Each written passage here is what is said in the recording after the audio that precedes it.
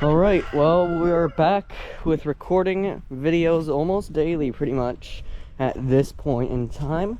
And it is March, but it feels like it's May at this point. I mean, I wish it was May. It's about 63 degrees right now, where it should be in the lower 40s, maybe mid 40s by now. We might get one more snowstorm next weekend. All the models are beginning to pinpoint towards that. Not really. The American one is saying we might get a foot of snow, while the other one is saying we're going to get all rain. We don't know what's actually going to happen. What was that? Oh, cool.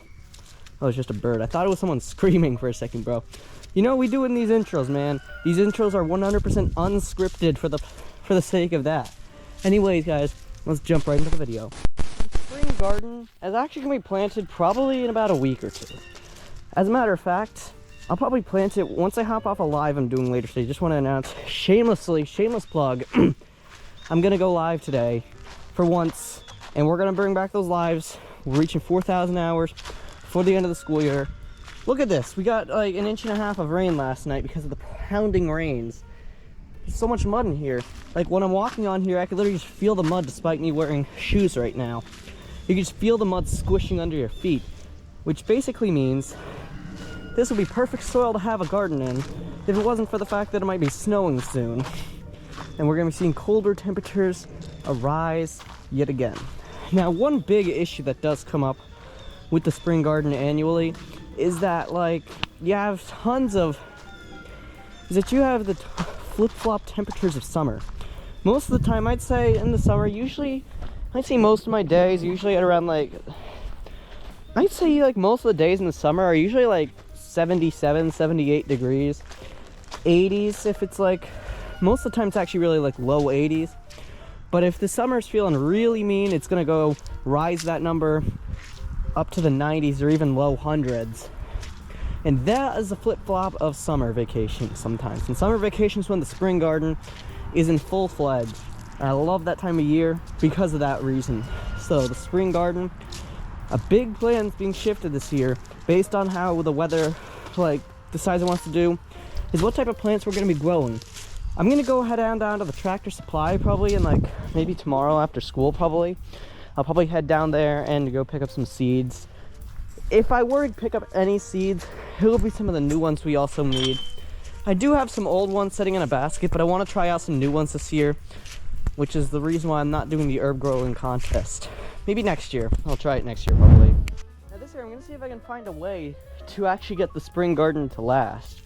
Because last year it actually lasted for a long time. Like, we got our last harvest maybe a little bit after I came back home from vacation on September 27th. That was about the last time we got a harvest. And it was like 4 entire peppers.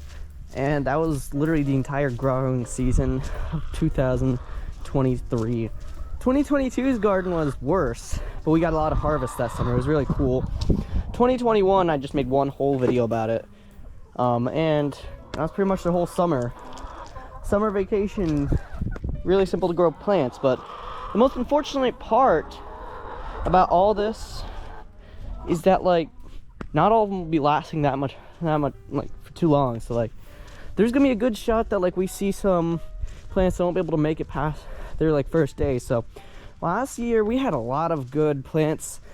I'd say most of them made it past their first couple days outside. The peas, obviously, since they have their peak so soon, they mostly grow up in that windowsill. They kind of see old-fashioned there. I don't know what year that was made, 70s, 60s, something like that. That old-fashioned windowsill right there, it has like a shelf right near it, and then right below it's the sink. Above the sink is where we usually grow the starters for the garden, because for one simple reason, it gets sunlight, because the sun reflects into there. Probably understand how light works. If you don't, then you can just look it up yourself, because I'm not going to explain that. This video is not a science lesson. But the sink has like, most sinks now have like these hoses you can take it and water the plants. That's how we usually grow it inside. I'm sorry this is not a big update video. I'm sorry, man. I know I broke the promise that this would be a big update video, but you know, that's how we do it around here, you know? The big thing we're gonna do is we're gonna put the pet flock back into the garden, which last year was a massive disaster. Do you remember? I don't know how many of you guys remember, but like, I just came out of my hiatus and the pet flock was moved into the garden a little bit before, I'd say just a tad bit before we had that day in April where it was 96 degrees. Like April, our average high is like 55, not like 97. It was so hot that day, and the chickens just wanted to go in and have a little bit of fun, so they did. They went into there, had some fun, and then they just sort of left. They would leave the yard, and that's how Summer, one of my chickens, actually went missing for one whole night. She would leave the yard, and she went out and just went exploring across the area, and she slept in the rhododendron bush. Rhododendron, I'm sorry. She slept in there for the night, and then she just chilled out and did nothing after that point. We just put her back in the yard. So we're gonna use the chickens again for not only for compost, but for fertilizer. We clean their coops, I'd say about once every 8 to 12 days or so. They're not messy because they don't spend a whole lot of their time in the coop. Also, big announcement, we finally got those new nesting boxes that I made a video on a couple weeks ago. You can check it out if you want to. In their coop, so now we don't have to worry about the way that they are laying their eggs too much anymore. Another big update is the schedule. I'm going to be posting my garden tours this year. If you're seeing my face in an update video, there's a good chance it's talking about something that's related to the channel.